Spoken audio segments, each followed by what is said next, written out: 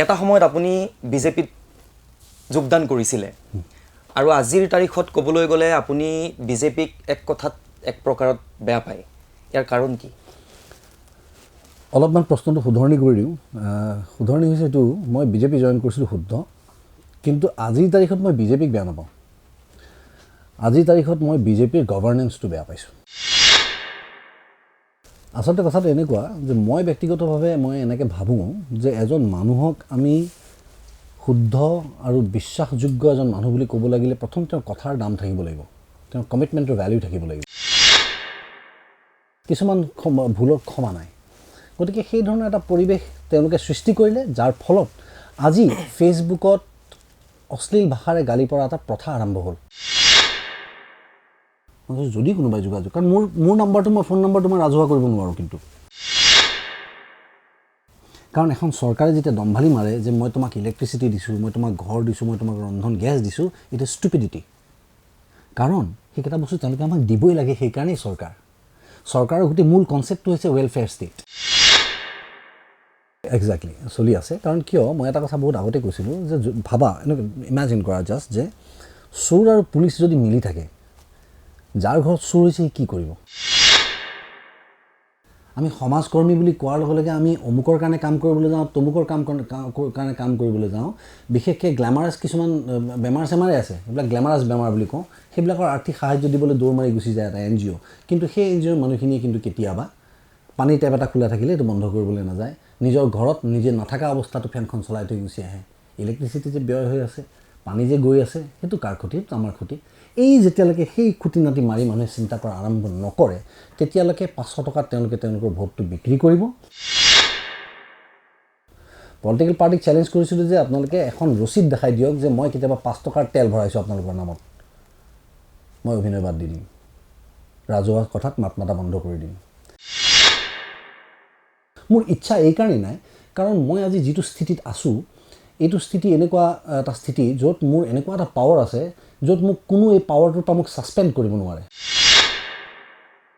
মানে EVM লাগে কিয় মোক প্ৰথম কথা এইটো লাগে বেলট ইজ মাছ মোৰ ৰিলায়েবল EVM দৰকাৰেই নাই আচলতে এইটো মানে এনেকুৱা নিচিনা কথা হয় যে চৰকাৰে মানে চিগাৰেটৰ পেকেট আৰু গুটকাৰ পেকেটটোৰ ওপৰত ভয়ংকৰ এখন ফটো দিয়ে মুখ চুখ বেয়া হৈ যোৱা কৰ্কট ৰোগত ভুগি থকা মানুহ এজনৰ ফটো এখন দি তাত লিখি দিয়ে যে ষ্টেটুটৰী ৱাৰ্ণিং যে কেঞ্চাৰ মানে টবেকো কজেছ পেইনফুল ডেথ তথাপিও তাহাঁতক বনাবলৈ পাৰ্মিশ্যন দি আছে অসমখন তেওঁলোকে লুটিবলৈ এটা এখন ভূমি হিচাপে লৈ লৈছে যে আমাৰ গড়টো তেওঁলোকৰ আমাৰ কয়লাৰ খনি তেওঁলোকৰ আমাৰ তেল তেওঁলোকৰ কিন্তু আমাৰ বানপানীটো সমস্যাটো তেওঁলোকৰ নহয় কাৰণ আনৰ মাচল চাই পেলাই মই ডিচাইড নকৰোঁ দেই এইটো কথা মই কৈ দিলোঁ যে অমুক বৰ শক্তিশালী সেইকাৰণে মোৰ ভনীজনীৰ গাত হাত দিলে মই তাৰ লগত নুযুঁজিম সেইটো নহ'ব মই যদি দুৰ্বলো হওঁ দাঁতেৰে নিৰু ছিঙি আনিম নখেৰে ধৰি ল'ম য'ত পাৰিলে এৰুৱাই আনিম নহ'লে আঙুলি ভাঙি যাব চেষ্টা কিন্তু মই কৰিম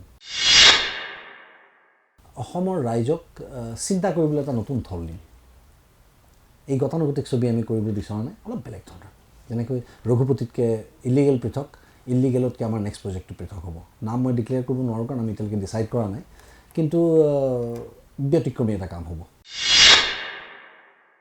নমস্কাৰ প্ৰিয় দৰ্শক মাই নিউজৰ এই বিশেষ অনুষ্ঠানলৈ মই অসীম কুমাৰ ডেকাই আপোনালোক সকলোকে স্বাগতম জনাইছোঁ প্ৰত্যেক দিনে আমি আপোনালোকক একোজন বিশেষ ব্যক্তিৰ সৈতে পৰিচয় কৰাই দিওঁ আজিও ব্যতিক্ৰম নহয় আজি আমাৰ লগত উপস্থিত আছে অসমৰ জনপ্ৰিয় অভিনেতা তথা বিশিষ্ট সমাজকৰ্মী ৰবি শৰ্মা ডাঙৰীয়া আপোনাক স্বাগতম জনাইছোঁ মাই নিউজৰ এই বিশেষ অনুষ্ঠানলৈ থেংক ইউ আজি আমি এই অনুষ্ঠানটোৰ জৰিয়তে ৰবি শৰ্মাৰ ব্যক্তিগত জীৱনৰ লগতে কিছু ৰাজনৈতিক কথা পাতিম যদিও ৰবি শৰ্মাই বিশেষভাৱে ৰাজনৈতিক ক্ষেত্ৰখনৰ লগত জড়িত নহয় তথাপি কিন্তু আজি ৰবি শৰ্মাক নিমন্ত্ৰণ কৰি আনিছোঁ মাই নিউজৰ এই বিশেষ অনুষ্ঠানলৈ তেখেতৰ লগত আজি কিছু ৰাজনৈতিক কথা আমি বিশ্লেষণ কৰিম পোনপ্ৰথমে ৰবি শৰ্মা ডাঙৰীয়াক সুধিব বিচাৰিছোঁ যে এটা সময়ত আপুনি বিজেপিত যোগদান কৰিছিলে আৰু আজিৰ তাৰিখত ক'বলৈ গ'লে আপুনি বিজেপিক এক কথাত এক প্ৰকাৰত বেয়া পায় ইয়াৰ কাৰণ কি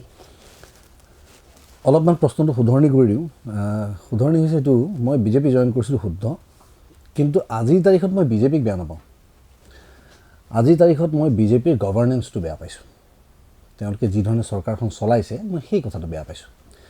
বিজেপিক বেয়া পাওঁ বুলি ক'লে এনেকুৱা এটা কথা কোৱা হ'ব যে মই ডক্টৰ ভৱেন্দ্ৰনাথ শইকীয়াৰ ছবি এখন চাবলৈ গৈ কমপ্লেইন কৰিছোঁ যে তাত মাৰপিট নাই কিয়, তাত ফাইট নাই কিয় বুলি যদি মই কমপ্লেইন কৰোঁ, যিধৰণে মোৰ মূৰ্খামিটো দৰ্শাব, ঠিক সেইধৰণে মই যদি আজি কওঁ যে মই বিজেপিক বেয়া পাওঁ, সেই একেধৰণৰ মূৰ্খামি এটাই দৰ্শাব। কাৰণ কিয় বিজেপি এজ এ পাৰ্টি তেওঁলোকৰ যিটো এজেণ্ডা আছিলে সেই কথাটো আমি আগতেই জানিব লাগিছিল।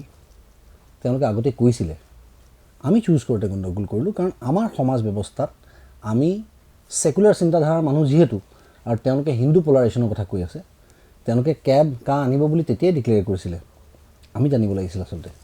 গতিকে কিন্তু কিছু দূৰ অপটিমিষ্টিক অসমৰ মানুহ হিচাপে যে তেওঁলোকে হয়তো যেতিয়া কাখন নতুনকৈ প্ৰস্তুত কৰিব তেতিয়া তাত এমেণ্ডমেণ্ট কৰিম বুলি কৈছিলে, তো মই ভাবিছিলোঁ আমাৰ ষ্টেটখনো এক্সাম কৰিব, গতিকে সেই এটা আশা লৈ মই আছিলোঁ। কিন্তু যেতিয়া তেওঁলোকে কাৰ কথা ক'লে, সেইখন আনিবই বুলি ক'লে, আৰু সেইখন এখন জাতিধ্বংসী আইন বুলি আমি অ'পেনলি ক'ব পাৰোঁ, খোলাখুলিকৈ ক'ব পাৰোঁ। অসমৰ ৰাইজে অলৰেডি এই ক্ষেত্ৰত নিজৰ মতামত জনাইছেই, আন্দোলনৰ মাজেৰে বুজাইছে যে আমি এইখন গ্ৰহণ নকৰোঁ। গতিকে সেইটোৰ কাৰণে আজি মই তেওঁলোকৰ গভৰ্নেন্সটো বেয়া পাইছোঁ। বিভিন্ন কথা আছে, ৰাজ্য চৰকাৰখনে বেলেগ ধৰণৰ কাম কৰি আছে, চেণ্টাৰত এটা এজেণ্ডা তেওঁলোকে প্ৰস্তুত কৰিবলৈ চেষ্টা কৰিছে, যিটোত আমাৰ দেশখনক তেওঁলোকে লোকচান কৰি আছে। মোৰ মতামত মই ভাবোঁ, গতিকে মই তেওঁলোকৰ গভৰ্নেন্সটো বেয়া পাইছোঁ, মই ছাপোৰ্ট নকৰোঁ। এটা সময়ত সকলো শিল্পী বুলি ক'লে হয়তো ভুল কোৱা নহ'ব, এটা সময়ত বিভিন্ন শিল্পীয়ে কাৰ বিৰোধিতা কৰিছিল, বিভিন্ন সময়ত বিভিন্ন মেলে মিটিঙে তেওঁলোকে আন্দোলন কৰিছিল, কিন্তু ঠিক পিছ মুহূৰ্ততে আচলতে ক'বলৈ গ'লে পিছ মুহূৰ্ততে লুটিবাগৰ মাৰি একাংশ শিল্পীয়ে একাংশ কিছু ৰাজনৈতিক দলৰ লগত জড়িত হ'ল, আৰু যিসকল মানে শিল্পীয়ে ৰাজনৈতিক দলটোত জড়িত হৈ গ'ল, সেইসকল শিল্পীক আপুনি কি বুলি ক'ব?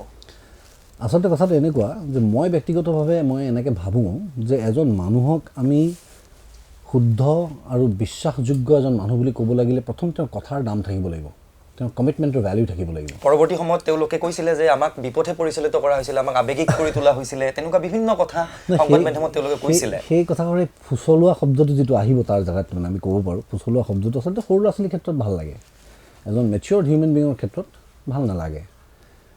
আৰু কিছুমান বস্তু মানে এনেকুৱা যে আৱেগিক হৈ কিছুমান কাম কৰা নাযায়। এখন অসমৰ ৰাইজৰ আৱেগৰ লগত জড়িত হৈ থকা এখন আন্দোলন, কা আন্দোলনখন, তাক বিভিন্ন ধৰণে সজাবলৈ চেষ্টা কৰা হৈছে, ৰাজনৈতিক আন্দোলন বুলি কোৱা হৈছে। তাত আমি যিহেতু লিডাৰ্ছ, আমাক মানুহে ফ'ল' কৰে, আমাৰ ফলোৱাৰ্ছ থাকে, লাখ, 1.5 লাখ, 2.5 লাখ, 3 লাখ, 4 লাখ ফলোৱাৰ্ছ থাকে। এই ফলোৱাৰ্ছখিনিৰ ক্ষেত্ৰত আমি ইমান কি বুলি কওঁ, সৰু ল'ৰা ছোৱালীৰ নিচিনা হ'লে নহ'ব, আমি ৰেছপনচিবল হ'ব লাগিব, মেচিয়ৰ হ'ব লাগিব। গতিকে এবাৰ ভাবি চিন্তি ডিচিশ্যন ল'ব লাগে। কাৰণ যেতিয়া কা আন্দোলনখন আৰম্ভ হৈছিলে, যেতিয়া ছ'চিয়েল মিডিয়াত বিভিন্ন মানুহে গালি পাৰি আছিলে যে অমুক দা আপুনি ওলাই আহক, তমুক দা আপুনি ওলাই আহক, বাইদেউ আপুনি ওলাই আহক, ৰবি দা আপুনি ওলাই আহক, তেতিয়া ধুমধাম মানুহবিলাকে ছাইড সলনি কৰি দিলে মই কৰোঁ, কিন্তু মই নাই কৰা। এই ক্ষেত্ৰত এনেকৈ ক'ব পাৰি তেতিয়াহ'লে যে আচলতে কিছু সংখ্যক শিল্পীয়ে, যিসকল পাব্লিক ফিগাৰ বুলি যিটো কোৱা হয়, তেওঁলোকে আচলতে এই সাধাৰণ ৰাইজখিনিক আচলতে বিপথে পৰিচালিত কৰিছে। একচুৱেলি কৰা হ'ল, সেইকাৰণেতো ৰাইজে তেওঁলোকক বেয়া পাইছে। ৰাইজে যে আজি বেয়া পাইছে, তুমি যে আজি মোক এই প্ৰশ্নটো সুধিছা, তাৰ কাৰণটো এইটো যে তেওঁলোকে যি ধৰণৰ কাম কৰিলে, এতিয়া জুই জ্ঞাতে হওক বা অজ্ঞাতে হওক, জুইত হাত দিলেতো পুৰিবই, বোলে সৰু ল'ৰা এটাই দিছে কাৰণ নুপুৰিব নেকি, পুৰাতো পুৰিবই। গতিকে মিষ্টেক্স কিছুমান ভুলৰ ক্ষমা নাই। গতিকে সেই ধৰণৰ এটা পৰিৱেশ তেওঁলোকে সৃষ্টি কৰিলে, যাৰ ফলত আজি ফেচবুকত অশ্লীল ভাষাৰে গালি পৰা এটা প্ৰথা আৰম্ভ হ'ল, যিটো বস্তু কিন্তু তাৰ আগলৈকে হোৱা নাছিল, আমি যদি ভালকৈ মন কৰোঁ। গতিকে এতিয়া তেওঁলোকে সেই বাটটো মুকলি কৰি দিলে। চ' দেট ইজ ভেৰি ইৰেছপনচিবল। এতিয়া মোৰ ক্ষেত্ৰতো কোনোবাই কিবা এটা কথা বেয়া দেখাৰ লগে লগে সি গালি পাৰিব পাৰিব বুলি ভাবি লৈছে, কাৰণ আগতে পাৰিলে নহয়, প্ৰেচিডেঞ্চ আছে, এতিয়া ভয়টো নোহোৱা হৈ গ'ল। সেইকাৰণে এইবিলাক বস্তু অলপমান ৰেছপনচিবল হৈ চলিব লাগে। কিন্তু ইয়াৰ মাজত আৰু এটা কথা আছে, বিভিন্ন শিল্পীয়ে বিভিন্ন ধৰণৰ সমস্যা ভুগি থাকে, সেই কথাটো আমি কোনোদিন মন দি নাচাওঁ।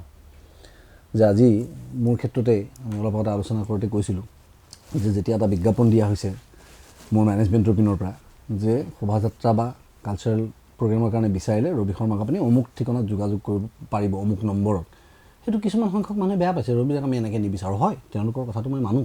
আৰু মই সেইটো সশ্ৰদ্ধাৰে গ্ৰহণ কৰোঁ। মই সশ্ৰদ্ধাৰে গ্ৰহণ কৰোঁ যে তেওঁলোকে মোক সেই স্থানত ৰাখিছে য'ত তেওঁলোকে নিবিচাৰে যে মই পণ্য সামগ্ৰীৰ দৰে নিজৰ এটা বিজ্ঞাপন দিওঁ। সেইটো মই বুজি পাইছোঁ। কিন্তু মোক তেতিয়াহ'লে কোনোবাই কওক যে মোৰ যিটো পেচা, যিটো পেচাৰ পৰা মোৰ উপাৰ্জন হয়, যিটো উপাৰ্জনেৰে মই ঘৰ চলাওঁ, মোৰ ল'ৰা ছোৱালীকেইটাৰ মুখত ভাত যায়, মই যদি সেই কামটো যদি মানুহক বুজাব লাগে আৰু অন্য কোন ধৰণে বুজাম? তাততো ক্লিয়াৰলি লিখা আছে যে মই যোগাযোগৰ ঠিকনা বুলি দিছোঁ নম্বৰ, তাৰমানে কণ্টেক্ট কৰিবলৈ মোক। মই কোৱা নাই যে মোক প্লিজ লওক, মই কৈছোঁ যদি কোনোবাই যোগাযোগ, কাৰণ মোৰ নাম্বাৰটো মই ফোন নাম্বাৰটো মই ৰাজহুৱা কৰিব নোৱাৰোঁ, কিন্তু গতিকে কোনোবা এটা নাম্বাৰটো দিব লাগিব। তেওঁলোক আৱেগিক হৈ গ'ল সেই ক্ষেত্ৰত। কিন্তু সেইবিলাক কথা আমি আৱেগিক হৈ চিন্তা কৰিলে নহ'ব, আমি প্ৰেক্টিকেলি চিন্তা কৰিব লাগিব যে মানুহজনে খাব কি, চলিব কেনেকৈ।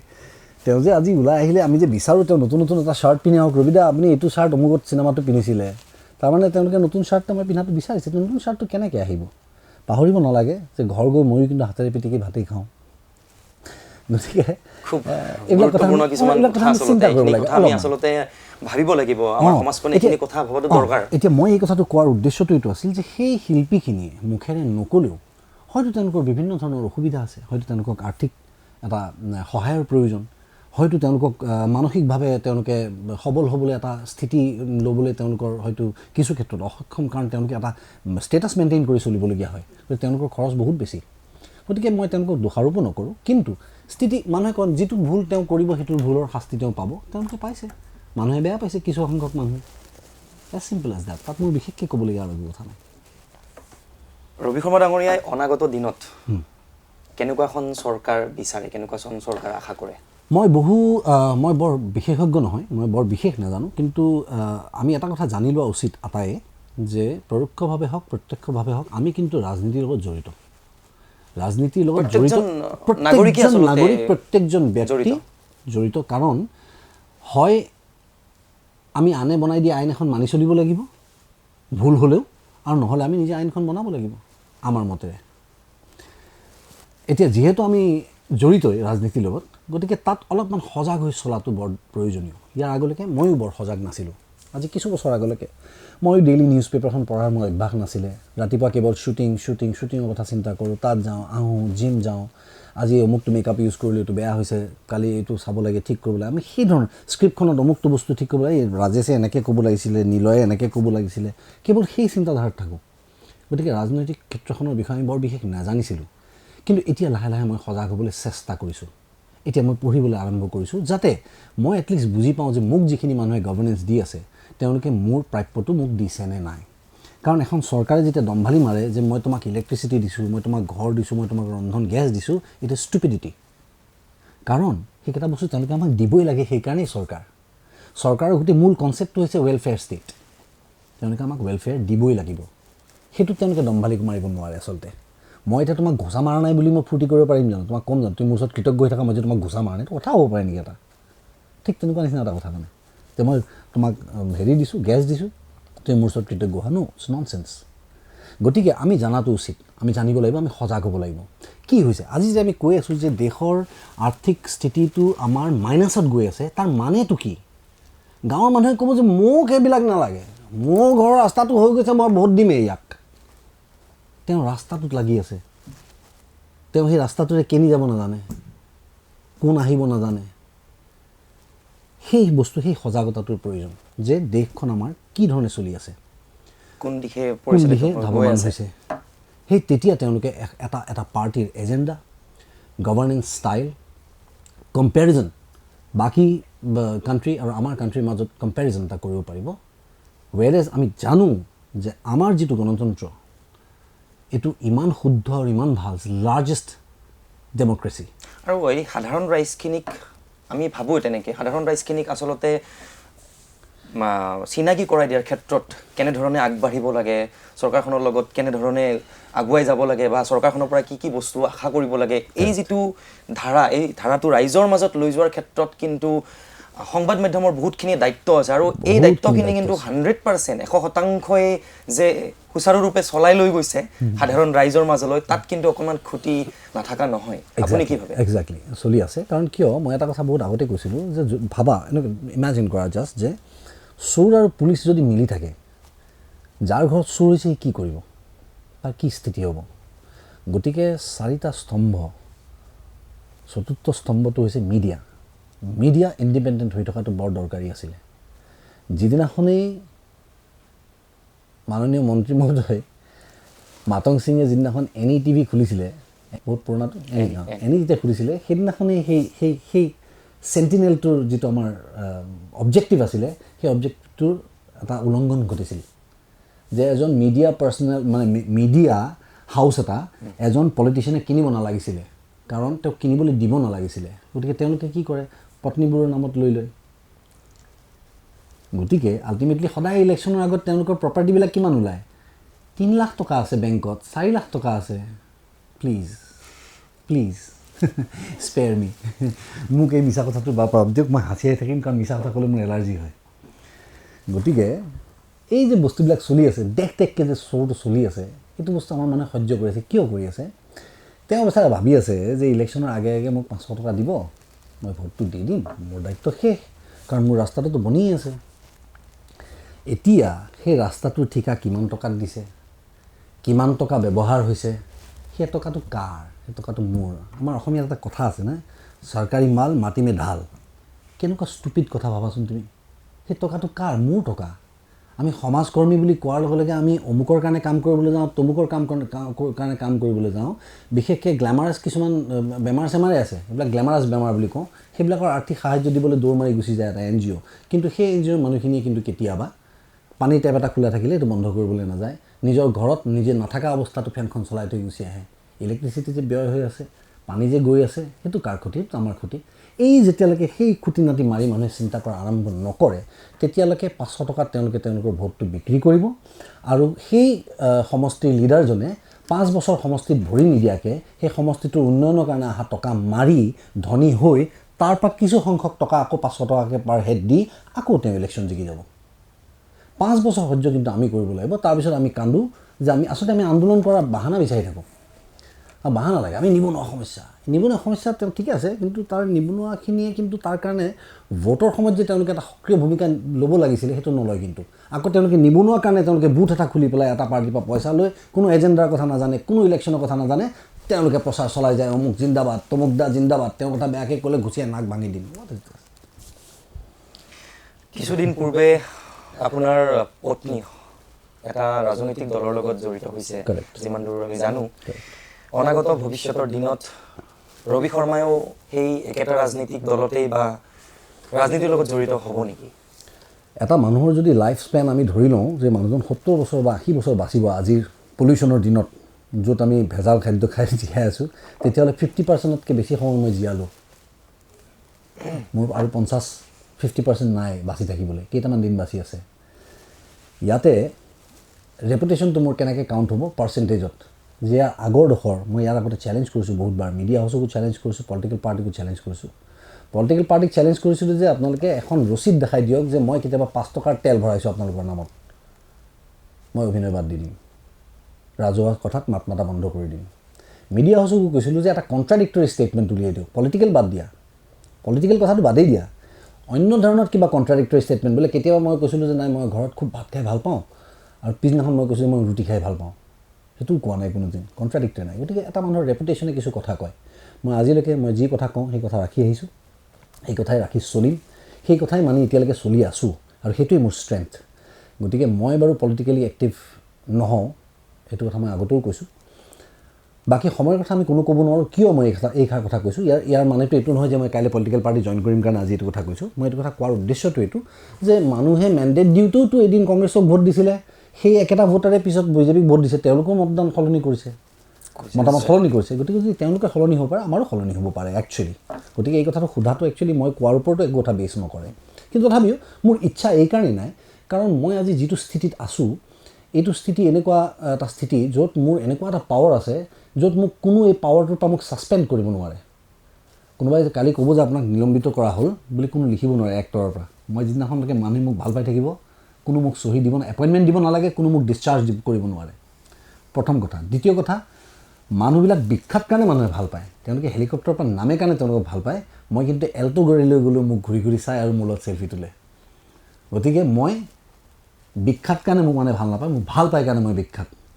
গতিকে যিটো পাৱাৰ মোৰ আছে, সেইটো পাৱাৰ এটা ভাল পলিটিকেল লিডাৰৰো নাই একচুৱেলি। কাৰণ 5 বছৰ পিছত তেওঁলোক গুচি যাব পাৰে, মই কিন্তু 25 বছৰ হ'ল ইণ্ডাষ্ট্ৰীত, এতিয়াও টিকি আছোঁ আৰু যদি ভালে থাকোঁ আৰু 20টা বছৰ থাকিম।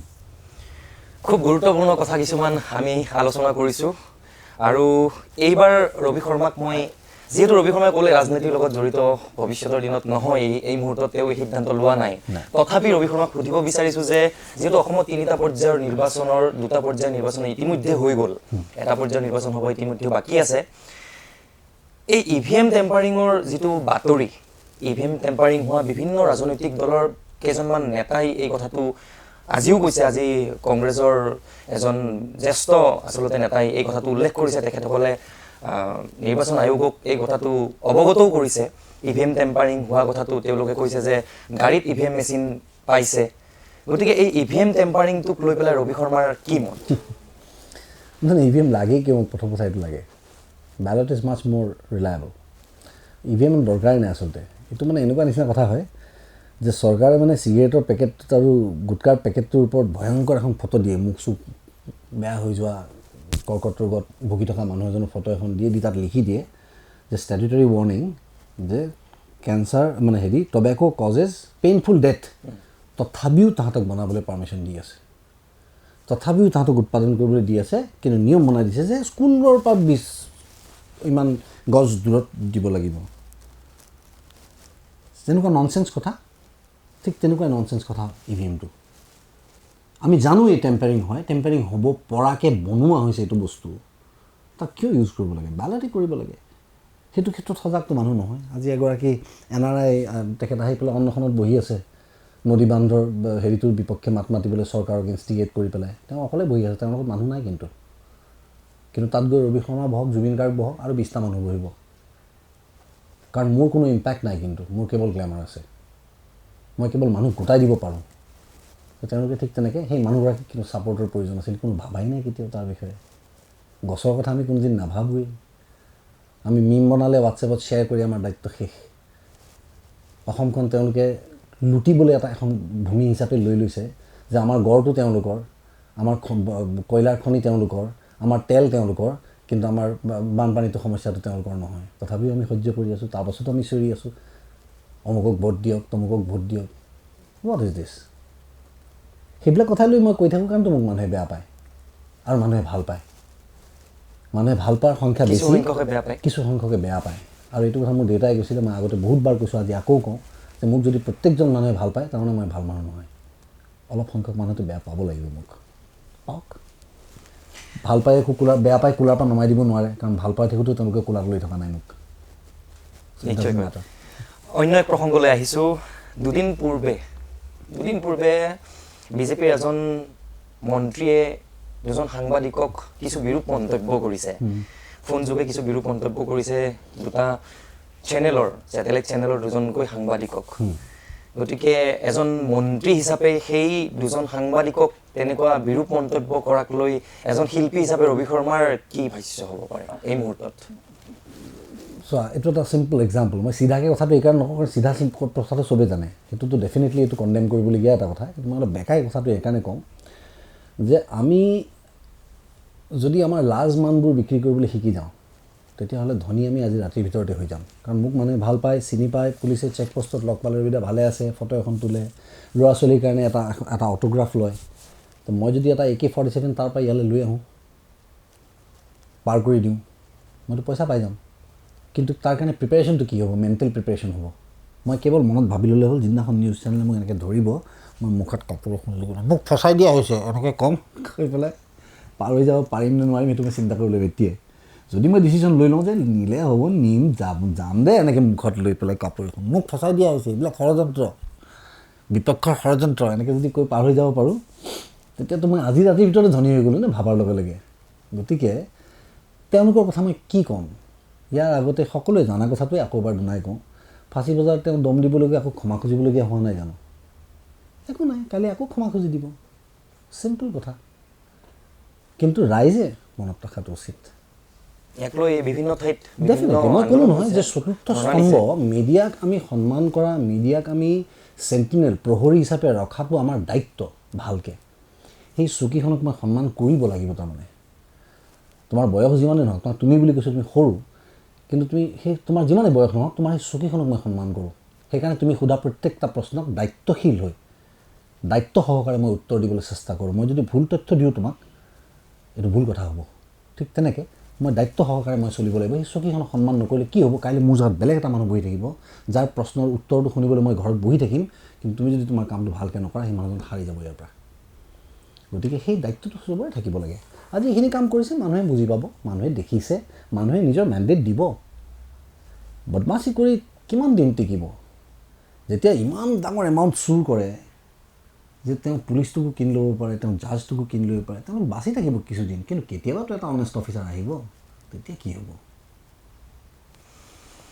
বিজেপি চৰকাৰ হ'লে এইবাৰ তেওঁলোকে কৈছে, সভাই সমিতিয়ে কৈছে যে তেওঁলোকে কেব আনিবই। গতিকে এই ক্ষেত্ৰত আপুনি এটা সময়ত কেবৰ বিৰোধিতা কৰিছিল, এতিয়াও বিৰোধিতা কৰি আছে। গতিকে যিহেতু বিজেপি চৰকাৰখনে কেব আনিম বুলি কৈছে, এই ক্ষেত্ৰত যদি বিজেপি চৰকাৰ আহে তেতিয়াহ'লে ৰবি শৰ্মাৰ স্থিতি কি হ'ব? মোৰ স্থিতি একে স্থিতিয়ে আছে। নামানো মানে নামানো। যদি 5জন শ্বহীদৰ নামত 6জনো হয়, 6 নম্বৰটো নাম মোৰো হয়, তেতিয়াও মই নামানো। আৰু নামানাৰ মোৰ যুক্তি আছে। মোৰ যুক্তি আছে এইটো যে সমগ্ৰ ভাৰতবৰ্ষই 52ৰ পাছত টলাৰেঞ্চ বন্ধ কৰি দিলে, তেওঁলোকে টলাৰেট নকৰোঁ বুলি কৈ দিলে। আমি কিন্তু আৰু 20টা বছৰ সহ্য কৰিলোঁ, তাৰপাছত আকৌ আমাৰ ওপৰত কিয় জাপি দিছে? অসমখনৰ ক্ষেত্ৰত কাৰ ইম্পেক্টটো অইন ঠাইতকৈ বহুত বেলেগ। সেইকাৰণেই অসমৰ মানুহ ওলাই আহিছে, তেওঁলোকে এইটো নামানো বুলি কৈছে যেতিয়া নামানে। আৰু অসমীয়া মানুহ বৰ অকৰা নহয়।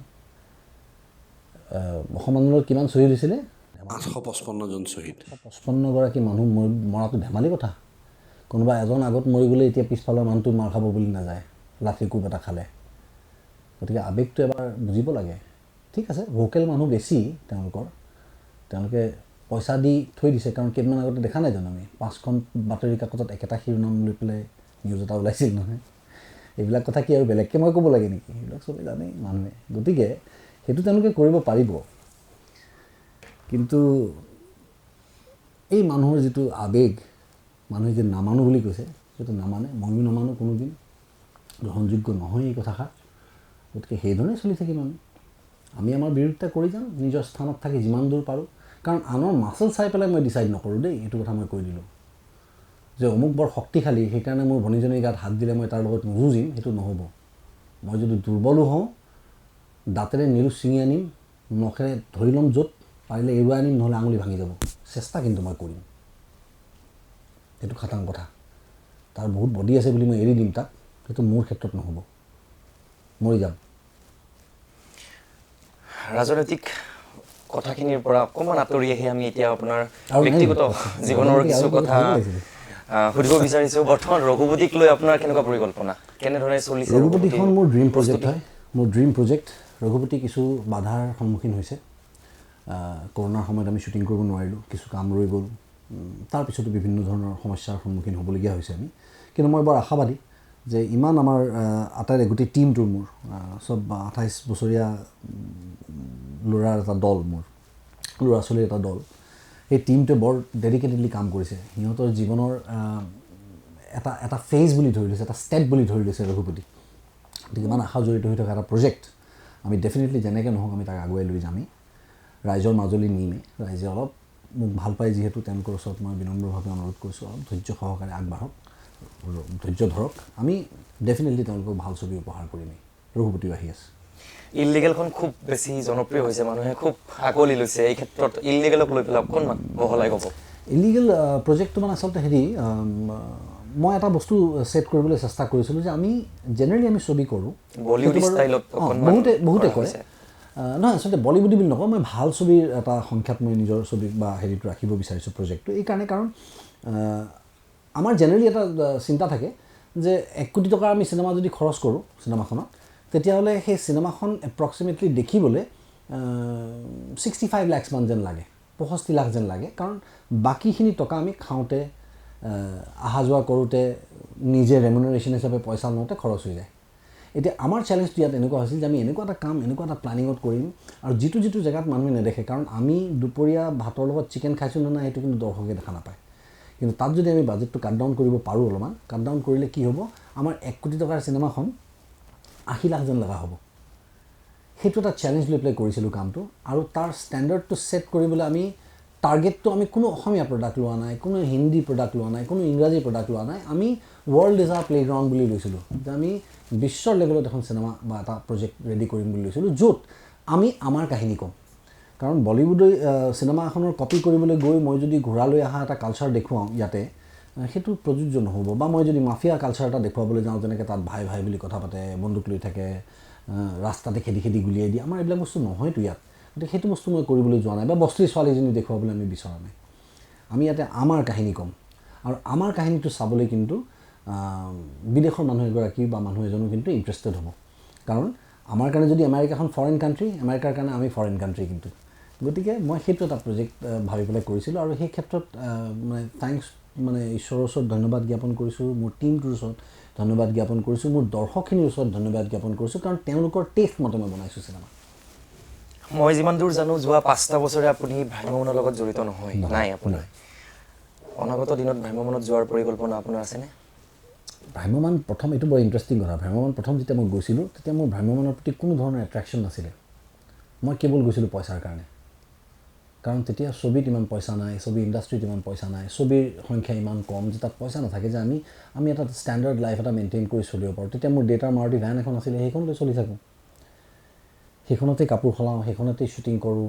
এটলিষ্ট মই ট্ৰাই কৰিছিলোঁ যাতে অন ফিল্ম শ্বুটিং ডিউটি লিখা থকা চুম'খনত মই নাযাওঁ, যাতে মানুহে যাতে মোক চাবলৈ হেঁপাহটো থাকি যায়। কাৰণ মই যদি ক'ৰবাত গাড়ীত যদি মুখ খুলি যদি লেলতিয়াই শুই থাকোঁ, সেইটো মানুহক চোৱাৰ পাছত সেই মানুহটোক পইচা দি হলত চাব নাযাব বুলি এটা ধাৰণা আছিলে মোৰ মনত, গ্লেমাৰটো নষ্ট হৈ যাব। নিজৰ গাড়ীখনত ঘূৰি ফুৰিছিলোঁ। তাৰপাছত যে কেতিয়াবা এখন AC গাড়ী ল'ম, এখন ভাল গাড়ী ল'ম, এই গোটেই সপোনবিলাক আমাক পূৰণ কৰিছে ভ্ৰাম্যমান থিয়েটাৰে। তেতিয়া তেওঁলোকে এটা ভাল এমাউণ্টৰ পইচা দিবলৈ ৰাজি হ'ল, গ'লোঁ। কিন্তু যেতিয়া মই ভ্ৰাম্যমানৰ অভিনয় আৰম্ভ কৰিলোঁ, তাত আমি কিছুমান সুকীয়া অনুভূতি মই পালোঁ, যেনে লাইভ মিউজিকৰ লগত পাৰফৰ্ম কৰা। যেতিয়া আমি চিনেমা কৰি থাকোঁ তেতিয়া আমি ড্ৰাই শ্বুটিং কৰোঁ, তাত কোনো ধৰণৰ মিউজিকেল ছাপৰ্ট নাথাকে, তাত বৰ ড্ৰাইকৈ কৰিবলগীয়া হয়, বহুত কনচেনট্ৰেশ্যনৰ প্ৰয়োজন হয়। কিন্তু তাত মজাটো নাথাকে, মজাটো আহে অকল এডিটিঙৰ পিছত, পষ্টৰ পাছত। এডিটিঙৰ পাছত তেতিয়া মিউজিক লাগি যায়, ভইচ মই ৰিড আপ কৰি দিওঁ, চব বস্তু মিলি ধুনীয়া হৈ যায়। কিন্তু ইয়াত পাৰফৰ্ম কৰি থাকোঁতে যিটো মজা, আই ফেল ইন লাভ, মই একচুৱেলি প্ৰেমত পৰিলোঁ ভ্ৰাম্যমানত তেতিয়া। সেই তাৰ পাছতেই যেতিয়া পইচাটোও ভাল, ভ্ৰাম্যমানো ভাল লাগে কৰি, তেতিয়া দুইটা বস্তু লৈ মই ভ্ৰাম্যমানত 9 বছৰ থাকিলোঁ। 9 বছৰ থকাৰ পাছত এতিয়াও যদি ভ্ৰাম্যমানত যদি কাম কৰাৰ সুবিধা যদি হয়, মিলে, এতিয়া মই নাই কৰাৰ কাৰণটো হৈছে মোৰ বাচ্ছা দুটা সৰু হৈ আছে, সিহঁতৰ হেবিট ফৰ্মিং ইয়াৰ্ছ, বয়স আৰম্ভণি 3-4 বছৰ। আৰু ডক্টৰে কোৱা মতে বাচ্ছাবিলাকৰ আমি ফিজিকেল হেল্থটো খুব চাওঁ, কিন্তু এই মেণ্টেল হেল্থটোৰ কথা আমি নাচাওঁ। মেণ্টেল হেল্থটো তেতিয়া ষ্ট্ৰং হয়, ল'ৰা ছোৱালী কনফিডেণ্ট হয়, যেতিয়া মাক বাপেকৰ চাহটো চব সময়তে থাকে। যেতিয়া মাক বাপেক লগত থাকে, তাৰ কনফিডেঞ্চ লেভেলটো বেলেগ হয়, তাৰ সাহসটো বেলেগ হয়, যে জানে যে এই মানুহটোৱে মোক ধৰিবই, এই মানুহটোৱে মোক নবকে, এই মানুহটোৱে মোক ভালেই পায়। গতিকে সেই যে মেণ্টেল হেল্থটো অলপমান ষ্ট্ৰং হওক বাচ্ছাটোৰ মোৰ। কাৰণ মোৰ বাচ্ছাটোৰ পৰা মই কোনোদিন এক্সপেক্ট নকৰোঁ যে সি 98% পাই ষ্টাৰ মাৰ্ক পাই পেলাই মোক এৰি থৈ গুচি যাওক। মই বিচাৰোঁ যে সি এটা ভাল মানুহ হওক, মোৰ দৰে তাৰ যাতে কমিটমেণ্টৰ ভেলিউ থাকে, তাক যাতে মানুহে বিশ্বাসত লয়। আৰু সেইটো বস্তু তেতিয়া হয় যেতিয়া আমাৰ ইনকামবিলাক আমি ভাবোঁ যে আমি আজি পইচা উপাৰ্জন কৰিছোঁ 1 কোটি টকা, সেইটো আমি ইনকাম বুলি ভাবোঁ, সেইটো ইনকাম নহয়। ইনকাম হয় কোনটো জানানে? যে এতিয়া তোমাৰ ল'ৰা ছোৱালীক তুমি থকা অৱস্থাত চবেই ভাল ব্যৱহাৰ কৰিব, কিন্তু তুমি নাথাকা অৱস্থাত তাক কোনোবাই গতিয়াই দিব পাৰে, তাক কোনোবাই গালি পাৰিব পাৰে। সেই তুমি নাথাকা অৱস্থাটো যাতে তাক ভাল ব্যৱহাৰ কৰে, তাৰ কাৰণে তোমাৰ আচৰণ ভাল হ'ব লাগিব। তোমাৰ আচৰণ যেতিয়া ভাল হ'ব, তেতিয়া সেই বাচ্ছাটোক তুমি নাথাকা অৱস্থাটো মানুহে মৰম কৰিব। সেইটো হৈছে আচল সম্পত্তি। গতিকে সেই সম্পত্তিটো যাতে মোৰ পৰা মোৰ বাচ্ছালৈ যায়, সি যাতে এই কথা চিন্তা কৰি চলিব পৰা এটা মানুহ হয়, এজন বিশ্বাসযোগ্য মানুহ হয়, মই ভাবিম যে I M A successful parent. গতিকে সেইকাৰণে মই তেওঁলোকৰ লগত লাগি আছোঁ, কাৰণে ভ্ৰাম্যমান যাবলৈ সাহস কৰা নাই। প্লাছ ইম'চনেল কিছুমান কথা আছে, যে ঘৰ এৰি মই গুচি যাওঁ, বাহিৰত থাকোঁ, বেলেগৰ ঘৰত থাকোঁ, ঘৰৰ সুখখন নাপাওঁ, পইচা ইনকাম হয় কিন্তু চাহ কাপো মানুহজনীৰ লগত খাবলৈ নাপাওঁ, ভাত এসাঁজ মাৰ লগত খাবলৈ নাপাওঁ, দেউতাৰ শ্ৰাদ্ধত মই আহিবলৈ নাপাওঁ। এইবিলাক বহুত কথা চলি 9 বছৰ দিলোঁ। তাৰপিছত মই চিন্তা কৰিলোঁ যে মই এতিয়া ঘৰমুখী হ'ম, ঘৰত থাকিম, বিহুকেইটা ঘৰত পালন কৰিম। গতিকে সেইটো ভাবি গুচি আহিছোঁ। গতিকে আগলৈ যদি কেতিয়াবা এনেকুৱা দেখা পাওঁ যে মোৰ ইয়াত থাকি মই কাম সেই ধৰণে কৰিব পৰা নাই যিধৰণে মই ভাবিছিলোঁ, তেতিয়া যদি সৃষ্টিশীল কাম কৰিবলৈ মন যায় আৰু যদি মই ভাবোঁ যে মই ভ্ৰাম্যমানত এটা নতুন ধৰণৰ কাম কিছুমান বস্তু দিব পাৰি, তেতিয়া চাগে মই যাবও পাৰোঁ। কিন্তু এতিয়ালৈকে মোৰ প্লেনিং একেবাৰে নাই। ইয়াৰ মাজতে এইটো কথাও কিন্তু সঁচা যে ভ্ৰাম্যমান কিন্তু আজি যিয়ে ভ্ৰাম্যমানত এই ধৰণে অনুদান যোগাইছে যিধৰণে আজি প্ৰস্তুতিয়ে কৰি আছে যে তেওঁ ভ্ৰাম্যমাণ থিয়েটাৰ এখন লৈছে লৈ তেওঁ নিজে প্ৰডিউচ কৰিছে ভ্ৰাম্যমাণখন নিজে চলাইছে তেওঁ আৰু তেওঁ অভিনয় কৰিছে তেতিয়া তেওঁ ভ্ৰাম্যমাণক এটা তেওঁ অৱদান দিছে কিন্তু আদাৰৱাইজ আমি যেতিয়া যাওঁ আমি গোটেই পে'মেণ্ট প্ৰচিডিউৰটো আমি ডিছৰাপ্ট কৰি দিওঁ গতিকে মই ভাবোঁ যে ভ্ৰাম্যমাণৰ পৰা আমি অলপ দূৰত থাকিলে ভ্ৰাম্যমাণৰ কাৰণে ভাল মাজতে এটা কথা সুধিব থাকি গ'ল ৰঘুপতি কেতিয়া ৰাইজৰ মাজলৈ আহিব মইতো যিমান সোনকালে পাৰোঁ সিমান সোনকালে আনিবলৈ চেষ্টা কৰি আছোঁ আলোচনাখিনি ঠিক ঠাক হ'লেই আমাৰ কাৰণে ভায়াবল হ'লেই প্ৰফিট মেকিং প্ৰচিডিউৰটোত যাতে কোনো ধৰণৰ বাধা নাহে সেইবিলাক চব অংক কৰাৰ পাছত ফুল কেপাচিটিত যেতিয়া হল ৰান কৰিব সিমান সোনকালে মই ৰঘুপতি মানুহৰ মাজত এৰিবলৈ ভাল পাওঁ বৰ্তমান কিহত ব্যস্ত ৰবি শৰ্মা এওঁ খুব নিৰ্বাচনী প্ৰচাৰ ঘূৰি ফুৰিছে গতিকে মই ল'ৰা ছোৱালী চম্ভালি আছোঁ ঘৰত গতিকে এইকেইদিন মই হাউচ হাজবেণ্ড ল'ৰা ছোৱালীক খুওৱা শুওৱা গা ধুওৱা এইবিলাক চব মই কৰি আছোঁ তাৰ মাজে মাজে ঘৰত যিহেতু আছোঁৱেই এখন স্ক্ৰিপ্ট লিখি আছোঁ মই আৰু সুব্ৰত কাকতি আৰু তেওঁৰ বন্ধু এজন শ্ৰীবৎস বুলি আমি তিনিজনে মিলি এখন নতুন ধৰণৰ স্ক্ৰিপ্ট এখন তৈয়াৰ কৰিবলৈ চেষ্টা কৰিছোঁ য'ত আমি অসমৰ ৰাইজক চিন্তা কৰিবলৈ এটা নতুন থল দিম এই গতানুগতিক ছবি আমি কৰিব বিচৰা নাই অলপ বেলেগ ধৰণৰ যেনেকৈ ৰঘুপতিতকৈ ইলিগেল পৃথক ইলিগেলতকৈ আমাৰ নেক্সট প্ৰজেক্টটো পৃথক হ'ব নাম মই ডিক্লেয়াৰ কৰিব নোৱাৰোঁ কাৰণ আমি এতিয়ালৈকে ডিচাইড কৰা নাই কিন্তু ব্যতিক্ৰমী এটা কাম হ'ব সেইটো মই গেৰাণ্টি দিব পাৰোঁ শুভেচ্ছা জনাইছোঁ আমাৰ মাই নিজৰ টীমৰ ফালৰ পৰা এয়া আছিল ধন্যবাদ জনাইছোঁ ৰবি শৰ্মা ডাঙৰীয়া আপোনাৰ এই বহুমূলীয়া সময়খিনি আপুনি মাই নিউজক দিয়াৰ বাবে আৰু অনাগত দিনত আপুনি এনেকৈ অলপমান সময় উলিয়াই আমাৰ ষ্টুডিঅ'লৈ আহিব তাৰ আশা কৰিছোঁ আৰু প্ৰিয় দৰ্শক এয়া আছিল ৰবি শৰ্মা আৰু প্ৰত্যেক দিনাই আমি আপোনালোকক একোজন বিশেষ ব্যক্তিৰ সৈতে পৰিচয় কৰাই দিওঁ আৰু আজিও আমি আপোনালোক সকলোৰে আগত বিশিষ্ট অভিনেতা ৰবি শৰ্মাক পৰিচয় কৰাই দিলোঁ গতিকে আপোনালোকে চাই থাকিব মাই নিউজ এনি ধন্যবাদ মুকলি হল ডাটা মেচিনৰ নতুন showroom data machine future world বজাৰত উপলব্ধ সকলোবোৰ অত্যাধুনিক সামগ্ৰী পোৱা যাব এই শ্বৰুমত বছ JBL ছনীৰ লগতে উচ্চ প্ৰাবল্য স্পীকাৰো পোৱা যাব এই শ্বৰুমত লগতে আধুনিক mobile accessories screen protector earphone case and cover power bank উপলব্ধ এই শ্বৰুমত ডাটা মেচিন হৈছে গুৱাহাটীৰ একমাত্ৰ শ্বৰুম য'ত উপলব্ধ টেম্পাৰ কাভাৰ ইয়েৰফোন চাৰ্জাৰৰ লগতে আন বহুতো এক্সেসৰিজ এই সকলোবোৰ লেটেষ্ট গেজেট লাভ কৰিবলৈ আহক আমাৰ নতুন শ্বৰুম ডাটা মেচিনলৈ data machine future world opposite to the Ulubari petrol pump near Kalyan jewellers GS road Guwahati 7 phone number 6901268874 7086094885